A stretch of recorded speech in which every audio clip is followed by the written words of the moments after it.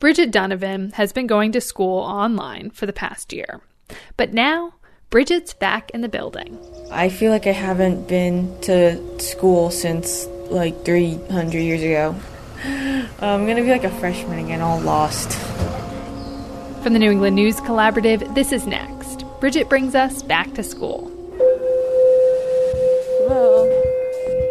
Plus, author Jennifer De Leon reflects on language and heritage in her new book of essays. At our deepest core, we're connected to emotions and memories and feelings in a specific language, and we can't choose that. And the story of losing a dependable Vermont neighbor to COVID-19. Yeah, we had like the typical lovely neighbor experience. Hey, I'm in Burlington. I might not have unplugged my coffee maker. Could you go check? It's next. Next is produced at Connecticut Public Radio and is powered by the New England News Collaborative, 10 public media companies coming together to tell the story of a changing region with support from the Corporation for Public Broadcasting. I'm Morgan Springer. Thanks for joining us. We know more students are trickling back into school buildings across New England. To start today's show, we wanted to take that journey with them. Tori Bedford of GBH News has been following a high school student from Framingham, Massachusetts. The student spent a year at home in isolation. Now she takes us back to the classroom. Hi, my name is Bridget Donovan, and I am a senior at Framingham High School. And since my school has shut down last March, this year has been a crazy ride. Let's get to the latest numbers on the coronavirus pandemic here in Massachusetts. The numbers remain high. The superintendent deciding to go all remote. Now that cases are climbing. Just the latest school to take some steps back. What a tough, strange year it's been. The governor is saying with cases falling, now is a good time to talk about getting kids back in the classroom. It's been a long road of virtual learning, and the idea behind all of this is to get the kids back into the school buildings. Back to school becoming a reality in Massachusetts. Since Bridget started remote school, we've spent the past year talking about everything from isolation. I don't skate anymore. I don't do theater. I don't really see my friends as much. The torture of endless Zoom classes. All right, let's go to class. Applying to college during a pandemic. I'm submitting applications to colleges that I might not visit until I attend them. Mental health struggles. There's nothing I really look forward to anymore because everything that I used to look forward to is now all canceled. And pretty much everything else. It's a lot. It's been a lot. And now, finally, Bridget is returning to school. A little taste of normalcy. I feel like I haven't been to school since like 300 years ago. I can't even remember the last time I walked down the halls of Framingham High School. I'm going to be like a freshman again, all lost. Bridget wanted to take us with her on her first day back. Good morning. Good morning. How you doing? Good. Happy to be back? Yeah. We are so happy to have all of you back. I will say it was kind of really hard to focus, I guess. It was definitely a different atmosphere. Bridget starts her first and only in-person class of the day, psychology. It's just Bridget, one other student, and her teacher, Ms. Sequenzia. All right, listen, how are you feeling about this test? Honestly, be honest. Really not well. Really not well. For any senior, it's hard to focus on maintaining your grades, especially when you spend all day alone in your room behind a computer screen. Sequenzia seems to get this, and the test can wait for another day. Let me take a look at your grade real quick. Bad.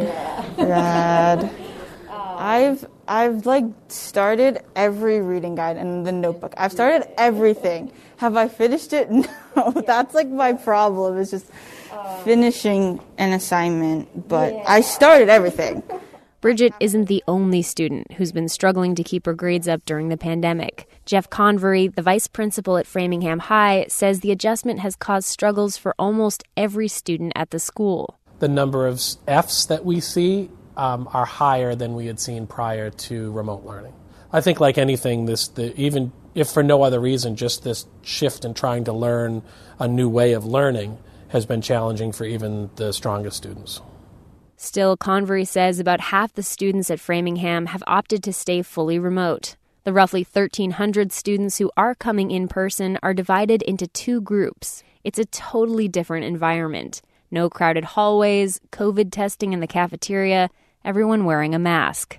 But some things seem to easily fall back into place, like the consistency of the bell.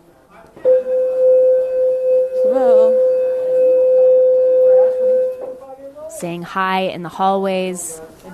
Hello. Hey, Ryan. Bridget acting as a mentor to help freshmen find their classes. Oh, yeah, so you were actually in the wellness center. It's my responsibility in case you get lost, so... After her classes are over, when most students have left the building, Bridget bursts through the doors of what was once her second home, the high school auditorium, and runs up to the stage. Here we go. My favorite part. It's such a weird feeling to be back here, but it's the best feeling. The best feeling ever. Like, unreal. So amazing to be, even though I'm not doing anything. So freaking amazing. I'm so happy. Bridget used to run lights for shows. Now she finds herself missing even the most monotonous parts of the job. Like, just being back here and seeing it on, it's like nostalgic. Putting gels in and focusing them. Never really used to like them, but because they were so tedious and kind of boring and slow. But it's like, you don't realize like how much you miss something until it's gone. I used to hate it, but now I would do like anything to get it back. In some ways, it seems like what should have been the greatest year of her high school tech theater career was taken away from her. But there's a new energy in just being here, knowing that things are changing. You know, honestly, I think if I've gotten through this year, I can get through anything at this point. If anything, I feel stronger. I feel like I got through the first year of COVID. I don't want to go through more, but I'm ready if it happens. Right now, standing on the stage, shrouded in purple light, Bridget isn't thinking about the future. Right now, she's just here, in person, ready to see what comes tomorrow. For the New England News Collaborative, I'm Tori Bedford. That story features original music from Simon Mathewson and is part of GBH's series, COVID in the Classroom. Now we head to New Hampshire, where teachers and students at Deerfield Community School have been spending a lot of the pandemic learning outside. And as more schools return to class in person, this crew hopes they can stay outdoors. New Hampshire Public Radio's Sarah Gibson has the story. If you walk past the Deerfield Community School into the woods, you come across a scene a bit like a fairy tale. Hello! The public school sits on 30 acres of woods with a pond. First graders are sitting near the shore on tree stumps in dappled sunlight working on math assignments. Marilyn Reardon says this is the best kind of classroom. I like nature, so I like being outside. When it's chilly, Marilyn and her fellow first graders tend to a fire in the fire pit. You get some wood, put it in the fire, and it feels warm. 7 more outdoor classrooms are scattered throughout the woods. Community members built them last summer for the pandemic with tens of thousands of dollars in donated labor and supplies. Across the stream, 4th grade teacher Sue Laskowski shows me hers. Really, we can do everything that we do in the classroom out here. So we have a shelter, which is, a heavy-duty tarp. We have a fire pit, so like a meeting area. We bring a whiteboard out so we can do lessons out there. On warm days, they can do nearly all their lessons outside. In the winter, some classes still came out a few hours a day. Laskowski says students are thriving, particularly those who struggle in traditional classrooms. All the things that maybe bring them down, whether it's, that they're not up to a level academically. But when they're outside, those kids are like the most helpful kids. They're the hardest working kids. And all of a sudden, everybody's on kind of like an equal footing, which is nice. This social benefit of outdoor classrooms is Deerfield's big takeaway from the pandemic. Most students, it turns out, are just as focused and less anxious learning math among the hemlock trees than they are indoors. And during COVID, being so spread out has helped students like fourth grader Matthew Fowler feel safer. Each classroom is far away from others. Plus, after you're learning, you can probably have some recess here. Recess to build forts, draw on birch bark, or clear the leaves from the fire pit. And according to budding scientist Hudson Ronayne, age 10, the woods are benefiting too. Hudson says when he breathes out, he's giving the trees his carbon dioxide. Is when the trees get the CO2, they take the carbon off of the O2, they release the O2, and attach this carbon that's left over to their skin so that they can become bigger. These students just started coming to school 5 days a week after being in a hybrid model where they rotated in small groups between in-person and virtual school. For Laskowski's fourth grade, this means there are now 17, not 9 kids in class every day. Laskowski says at first it was a shock, but then they went outside. Literally, as soon as we walked out to the outdoor classroom, spread out, everybody, it was almost like they just kind of like heaved a sigh of relief. They're like, this is better. And relief is a thing everyone here could use after a year of stress and unknowns. The school says it hopes to return to normal soon, but they plan to keep the outdoor classroom for years to come. For the New England News Collaborative, I'm Sarah Gibson.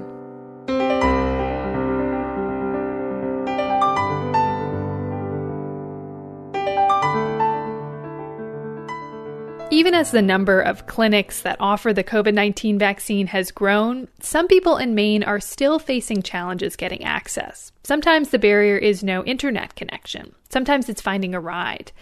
And for some communities, it's miles of ocean. Residents of Maine's islands face unique hurdles in efforts to get vaccinated. But as Maine Public Radio's Patty White reports, a nonprofit in the state is bringing doses out to them.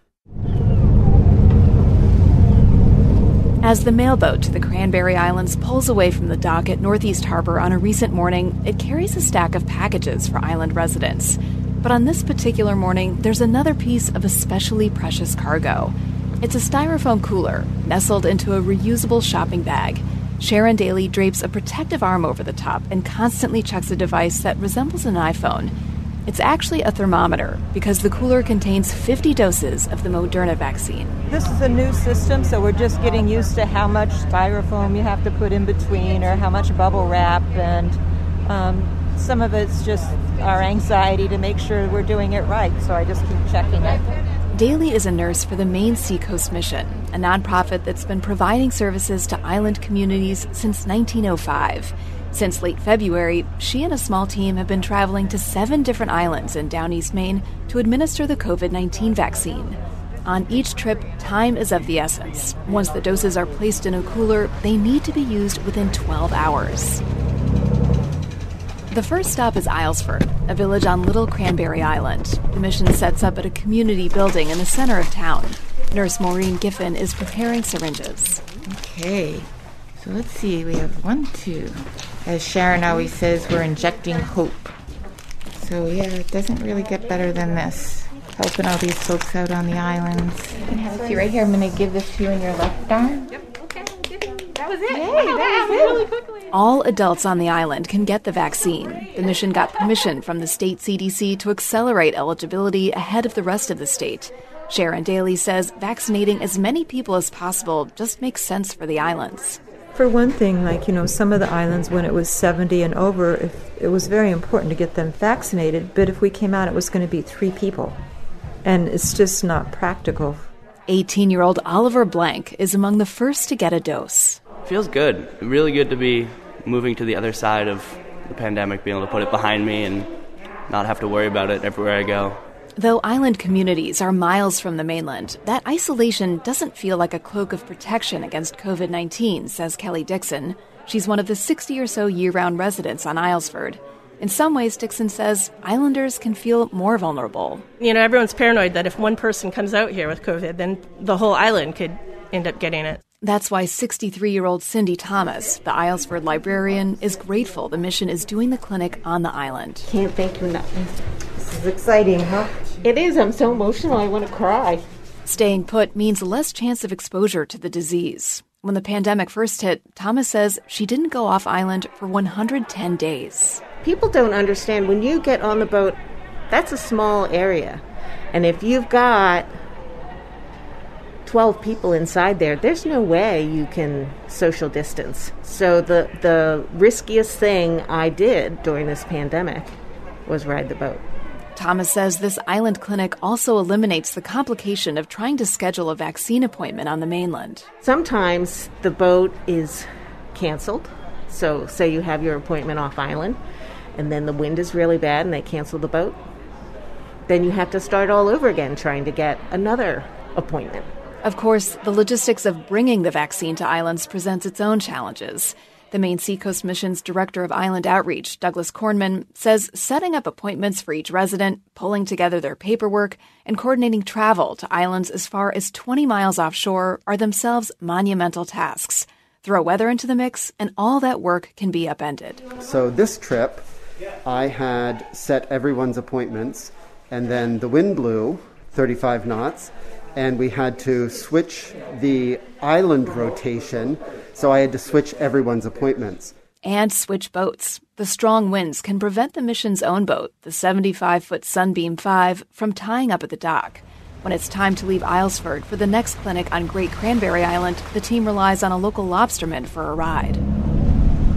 It's 20 degrees out. The winds are blowing 20 miles an hour and kick up waves over the side of the boat. There's no avoiding getting wet. By the time the crew is dropped on shore at Great Cranberry, everyone has frozen fingers. You're welcome. The team thaws out as it sets up at a building that usually serves as a social hub.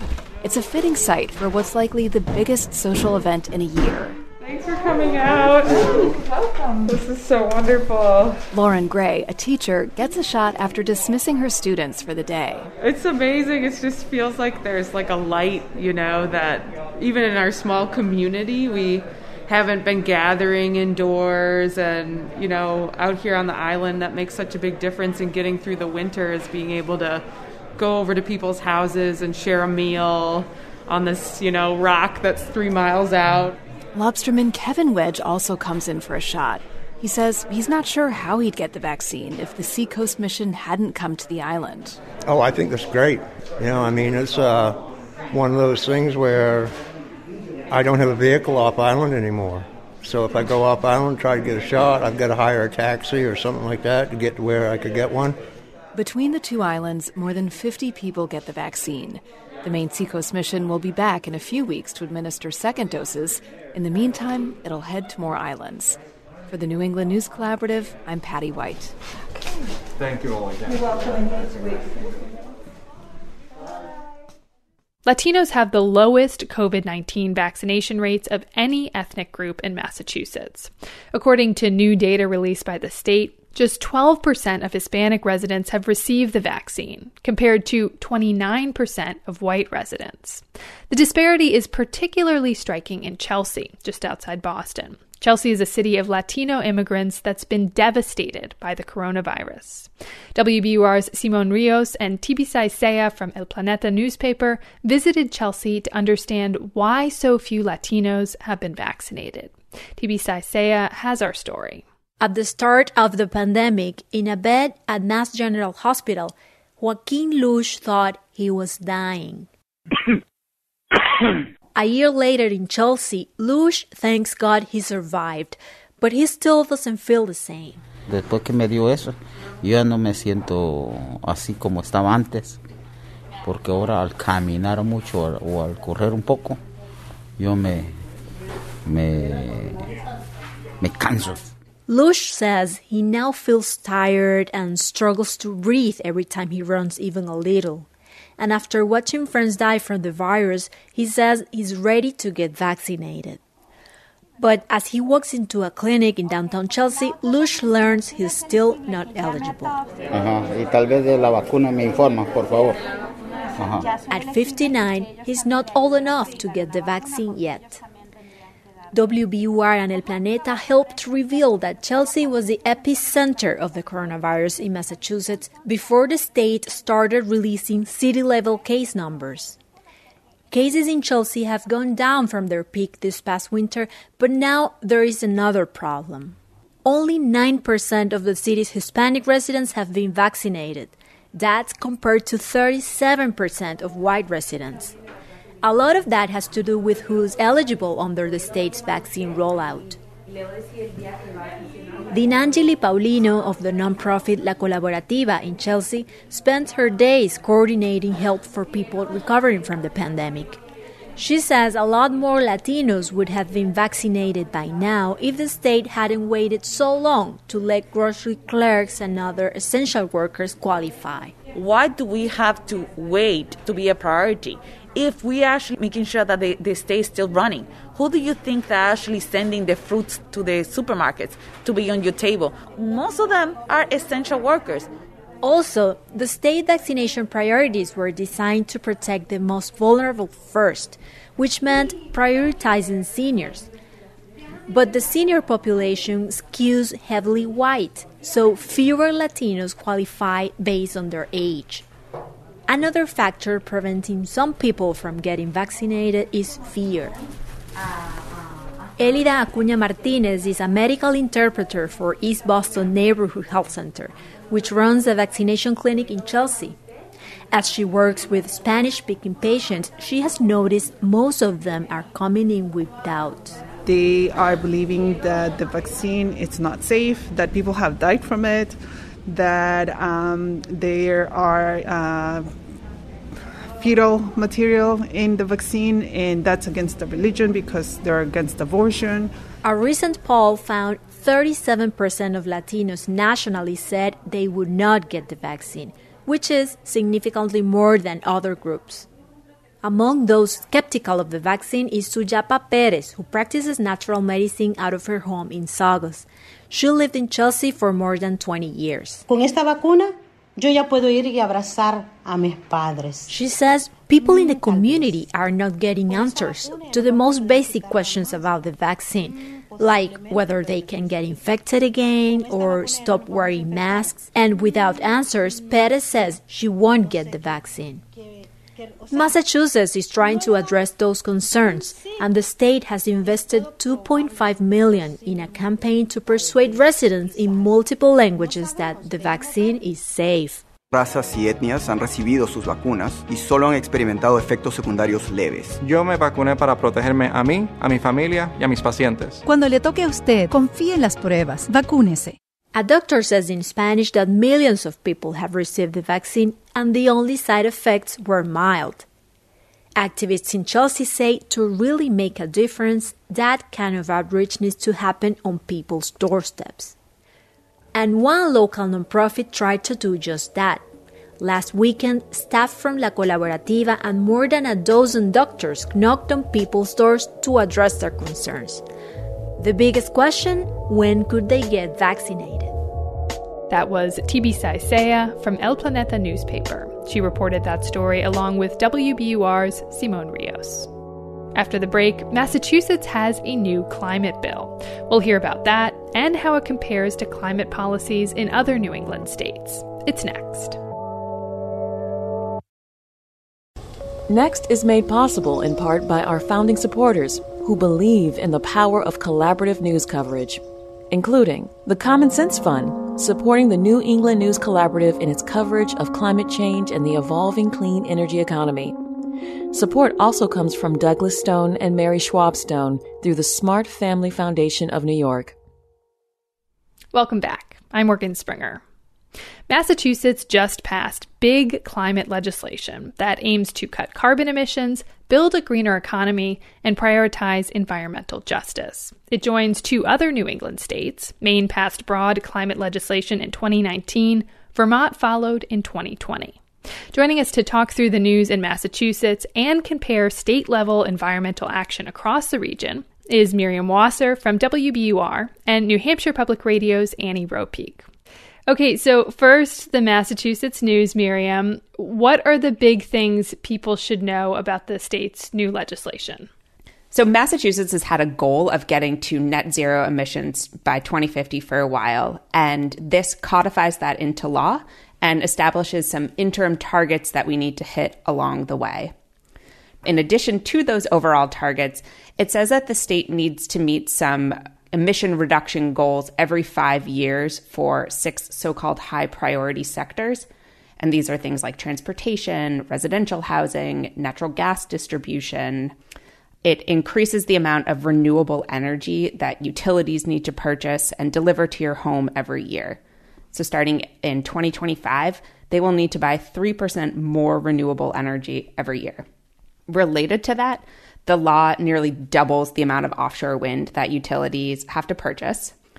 And last but not least, it writes environmental justice definitions and provisions into law for the first time in our state history. Annie, as you're listening to Miriam describe this bill, what strikes you about how it compares to climate legislation in, say, Maine and Vermont?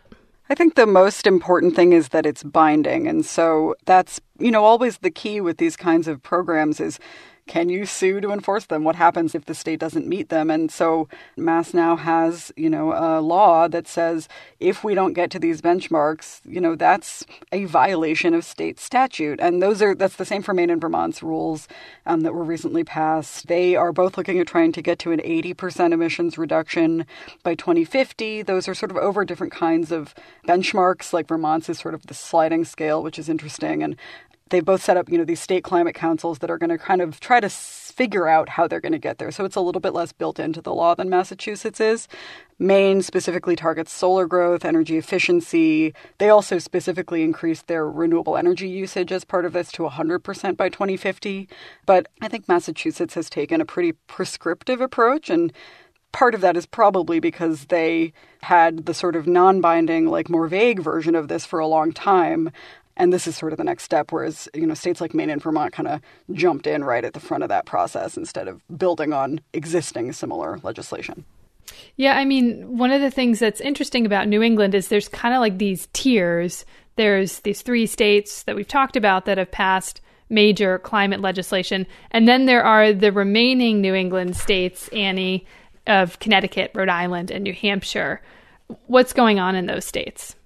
So these just have sort of less binding targets. And like you said, there are shades of that. Connecticut and Rhode Island both also have an 80% by 2050 target. And New Hampshire doesn't really have much of a goal at all on the books. There are programs that take steps to reduce emissions, but we don't have one of these big, climate targets like you hear about in these other states and the Paris Accords on the books in New Hampshire. And we also have the least aggressive sort of smaller scale programs around things like renewable energy of any state in the region. Miriam, you mentioned earlier environmental justice. That's one major aspect of the climate legislation in Massachusetts, are these particular provisions. And why is this a big deal?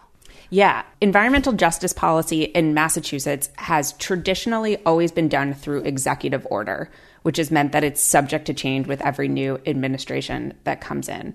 So getting environmental justice definitions and provisions into law has been a goal of activists here for more than 2 decades.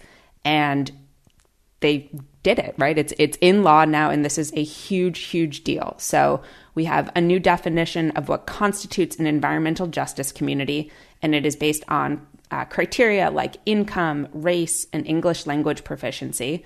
And I think most notably, it's going to fundamentally change the way that the state reviews new projects. So whether those be like a new power plant or a new big mixed-use housing development. In the past, when the state has been reviewing a project like this, it has looked at the specific emissions from that one project and said, new power plant, are you going to exceed our state air quality rules. And they didn't have to take into account like what else exists around this new development. Now they're going to have to do that. When one New England state makes moves on climate change, like Massachusetts just did, do we have a sense of, does it have an impact on the region? Like, have we seen that happen with legislation passed in Maine or Vermont? We absolutely have. I mean, we have a regional economy, so one big policy like this in any one state is going to have huge ripple effects in all the neighboring states. So there's so many examples of this. Efforts to grow the solar industry in Maine, for example. I have been told by solar companies that work in both Maine and New Hampshire that they've been totally kept afloat by that growth in Maine during the pandemic, while their business in New Hampshire has been totally stagnant because our solar goals are so low and are not growing. And they also, can have negative effects. I mean, it can pull jobs away from a state when one state invests more in something like solar. A company takes that as a signal that they should go there instead of in the state that isn't as excited about it, and that has effects as well. That was New Hampshire Public Radio's Annie Ropeek and WBUR's Miriam Wasser. They're both environmental reporters in the New England News Collaborative. You've probably seen the news that General Motors said by 2035 it will only sell electric vehicles. A few other automakers followed suit, saying they would electrify particular models.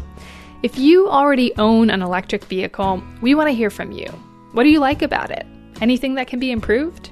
Leave a comment at 860-275-7595. Again, that's 860-275-7595. You can also email us at next@ctpublic.org. One more time, that's next@ctpublic.org. And thank you. Our next guest is Jennifer DeLeon. She's an author and assistant professor of creative writing at Framingham State University in Massachusetts, and she's got a new book out. It's called White Space: Essays on Culture, Race, and Writing. Jen, thank you so much for coming back on Next. Thank you so much for having me.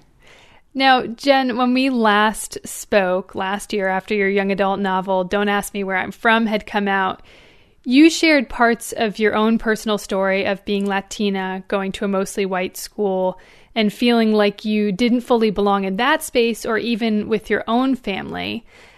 Now, today I want to focus on the essays in this new book that are about you reconnecting with your Guatemalan roots.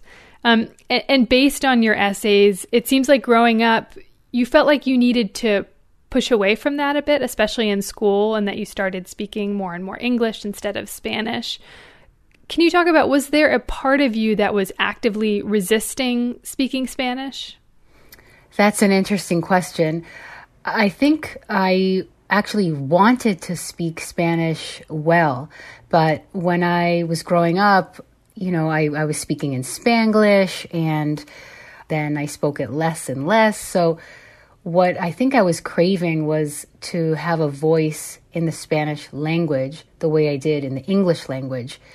But, for better or for worse, every time I would make a mistake, my family, my cousins, my aunts and uncles would kind of joke. And so I think even though they were not trying to be malicious in that, it kind of made me retract from taking those risks in Spanish, and then it was just a spiral effect. Yeah, when did you feel a shift where you felt like, okay, it's really important to me to not only improve my Spanish, but also to reconnect with, that part of my heritage? I mean, I think on some level when I was going through high school and college and even part of graduate school, I was in this mode of survival and assimilation, just wanting to fit in. And it wasn't until my mid-20s where I realized that I really wanted to dig deep and go to my parents' homeland and learn more about their stories. And so then the quest became figuring out, okay, how do I do it? How do I move to Guatemala and work on my novel and get my parents' support? And, that just kind of took off from there.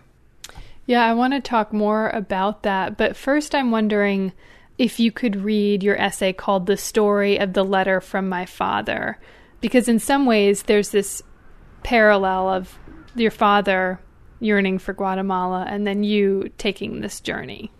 Yes, yes. So this is the story of the letter from my father. I have told this story before, how when I was in 9th grade, my father ran away from home. How one frostbitten New England morning, he climbed into his gray Toyota, the one whose passenger door didn't open from the outside, and drove toward Guatemala. I tell this story when I am giving readings or lectures or talks at schools, libraries, bookstores, or universities, even to my own students. I notice how people stop fidgeting and put down their phones. The energy shifts, it settles, the audience is in. I tell them how my father left a letter from my mother on their bedroom bureau telling her he was done with America, that he was tired, that he was leaving us, going back home to Guatemala. He had written the note on a piece of my pink paper. I describe how, initially, I was bothered that he had used my Lisa Frank neon notebook without my permission. Someone in the audience usually laughs, for which I am thankful. I explain that week I went about my 14-year-old life as usual, volleyball practice, hanging out with my boyfriend, babysitting, all while my mother had hushed conversations on the telephone behind closed doors. I explain how somewhere around Washington, D.C., my father turned back. How one Friday night, when I was on my way out the front door, going to the mall with my friends or off to babysit, I don't remember, my younger sister was watching cartoons in the family room, and beside her sat my father, still wearing his coat, tears streaming down his face. At this point, a lady in the audience usually covers her mouth with one hand.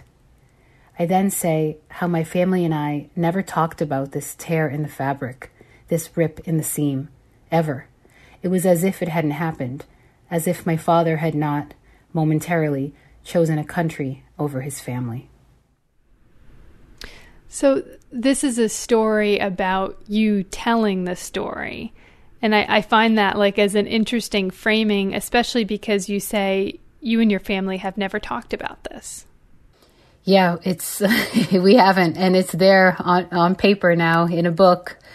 And the irony of all of it is that it's brought me closer to my father, you know, and I think that for him, it's brought him closer to me.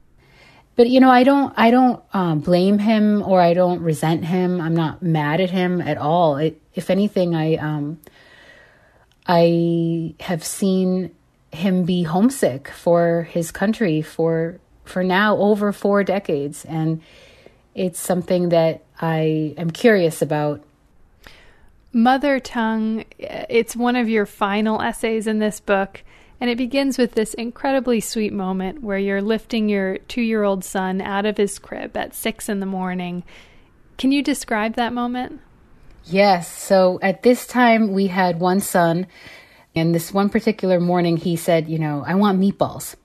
And we heard him through the monitor. And I went into his room and he just kept saying that, I want meatballs. And I thought it was cute and funny. And when I lifted him out of his crib, you know, I said, you want meatballs? And he said, sí.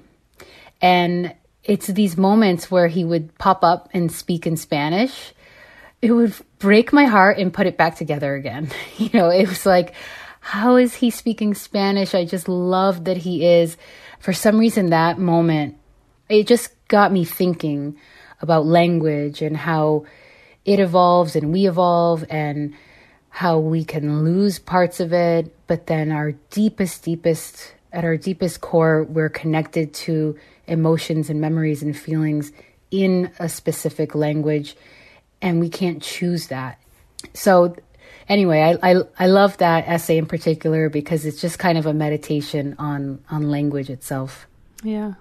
Yeah, I really enjoyed that essay and all the essays in your book. Jennifer De Leon's new book is called White Space, Essays on Culture, Race, and Writing. She's an assistant professor of creative writing at Framingham State University in Massachusetts. Jen, thank you for coming back on Next. Thank you so much. This was great. Coming up, a musician had to close his recording studio because of the pandemic. But then he had an epiphany. Going forward, he would only make music that matched his values. It's next.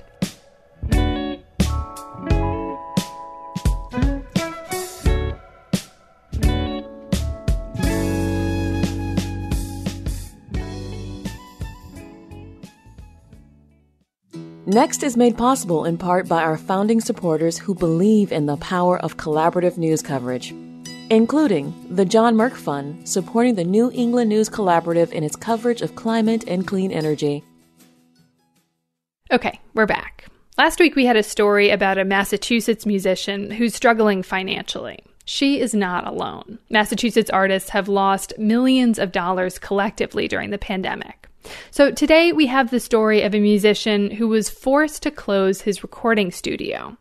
But out of that came an epiphany. And since then, he's completely changed his business. WBUR's Amelia Mason introduces us.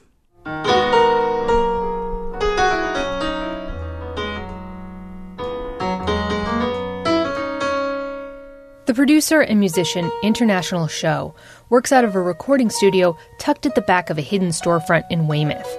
It isn't glamorous, but it has everything he needs: a mixing console, recording booth, a little electric piano.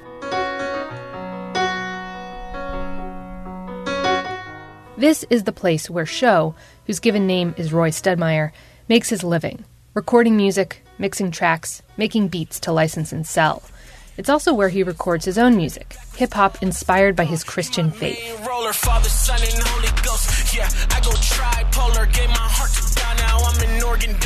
It's a Wednesday afternoon in March, and Show is at the studio as usual. Every few minutes his phone lights up with a text from a client.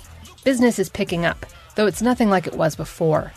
He casts his mind back to last March, when the pandemic forced him to shut down. The studio was closed for a few months. He was able to reopen in June, but he worried about accidentally exposing his young son to the virus. Lives with his mom most of the time because, she works from home. That's kind of been one of the hardest parts, like not being able to see him as much as I usually do.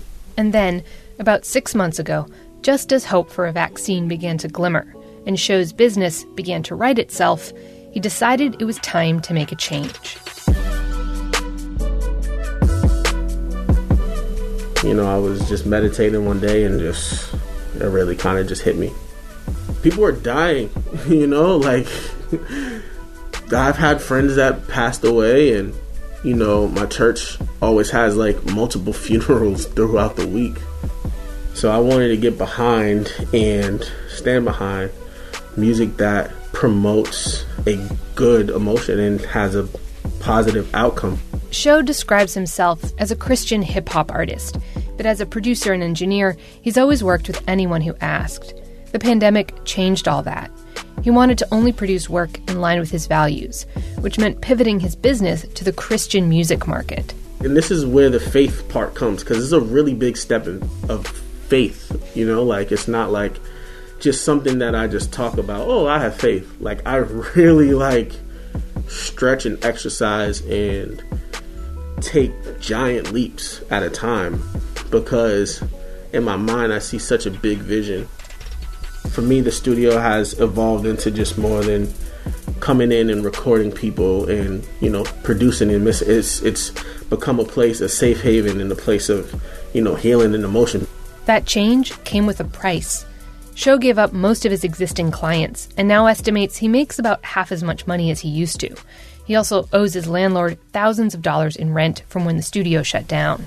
That's something that, a lot of people from the outside in don't see. They might see, the studio looks good, but in the back of my mind, there's still a tab that needs to be paid. But Show says it's worth it. The pandemic has been tough on his business, but it delivered an unexpected gift: clarity about who he is and how he wants to move in the world. For the New England News Collaborative, I'm Amelia Mason. My favorite show is on! My God, he's big. What you see, what he did. That story is part of a series called The Creative Grind from The Artery at WBUR in Boston. Just keep bit of bug, I came from the mud, your boy from an orphanage. I came from the heat, raising the cold, felt like an alien. I couldn't handle it, y'all don't know the half of it. Shout out to mom, shout out to pops, I was adapted in. All that I am and now that you see, 4K like a big screen. We've lost family members, friends, and neighbors to COVID-19. We end the show with a remembrance of one of many New Englanders who have died. Vermont Public Radio's Anna Van Dyne has the story of neighbors missing neighbors. Kathy Pratt lives on Airport Road in Fayston, in the Mad River Valley. Donald Alter lived across the road from her for the past 20 years. Yeah, we had like the typical lovely neighbor experience. Hey, I'm in Burlington.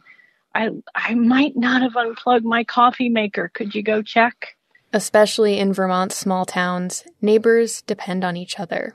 Whether an acquaintance or a friend, they're the people who come over during power outages and help look for the dog when she runs off. Hey, I got to get my snow tires, rides, things like that. Hey, I'm at Costco. What can I pick up for you? Kathy and Don used to go for walks together down the dirt road. Occasionally, they'd watch movies. Once, he took her on a motorcycle ride. He was kind to her son. So it was pretty intimate that way. We didn't hang out socially, really. We went to a few gatherings with him, but we weren't social friends like that. Alex Klein and her sister, Devin Klein Corrigan, weren't related to Don either, but they loved him too. He was their dad's best friend. Alex can still picture the two of them together. Donnie would usually have like a denim flat shirt and a leather vest. He used to ride Harleys a lot, so he always had that kind of like slight Harley look to him. And my dad was probably sitting in like a pink polo shirt. So both of them sitting there probably with like a margarita, hanging out, watching the sunset. Don was a classic Mad River Valley guy. He loved sunshine and reggae. He'd been in the military and had worked in photography. He was into both Eastern spirituality and Harley-Davidsons. His house in Fayston was full of plants. He was tall, with broad shoulders, long arms and legs. He had a deep voice that Devin says he used to make people laugh. He was at every family holiday. He was at every single one of my birthdays from the time I was 14 until he missed the last two, so 35. But he was absolutely an integral part in what, my experience of community and family was growing up here. Don was ill in the last several months of his life. Then, last spring, he got COVID-19. He grew sicker and sicker. Devin called him weekly, even when he was hardly able to respond. I just remember sort of yelling into the phone, "It's Devin, I love you." And finally, at one point he said, "Oh, Debbie, I love you too." That was their last conversation. Don Alter died on April 12th, 2020. He was 81. I hated that he was alone when he died. I hated that. Don's neighbor, Kathy Pratt, watched the ambulance pull away the last time Don left his house. After she found out he wouldn't be coming back, she told Don's brother, who lives in Virginia, that she could clean out the house. She and her son spent the summer and part of the fall across the street. We literally were going through all of his belongings and putting it in boxes for his brother or to give away. Alex got some of Don's houseplants, an aloe, a jade, and a Christmas cactus. Devin has a ring Don gave her. She never takes it off. For Kathy, cleaning out Don's house was a way of saying goodbye to her neighbor of 20 years. They're not your family, but then you realize, well, they kind of are, even more so, because you see them all the time. I've never had this sort of a neighborly friendship like that, but hopefully it will happen again. New neighbors moved into Don's house last month. For the New England News Collaborative, I'm Anna Van Dyne. And that's our show this week. You can find us wherever you get your podcasts. Just search Next New England. Next is produced by me, Morgan Springer, and Lily Tyson. Vanessa De La Torre is our executive editor. The executive producer is Katie Tolarski. The music you hear on Next is by musicians in New England. If you want to know who you heard today, just visit our show page at nextnewengland.org. The New England News Collaborative is powered by the Corporation for Public Broadcasting, Connecticut Public Radio, Vermont Public Radio, New Hampshire Public Radio, Maine Public Radio, New England Public Media, CAI, WBUR, WSHU, GBH, and the Public's Radio.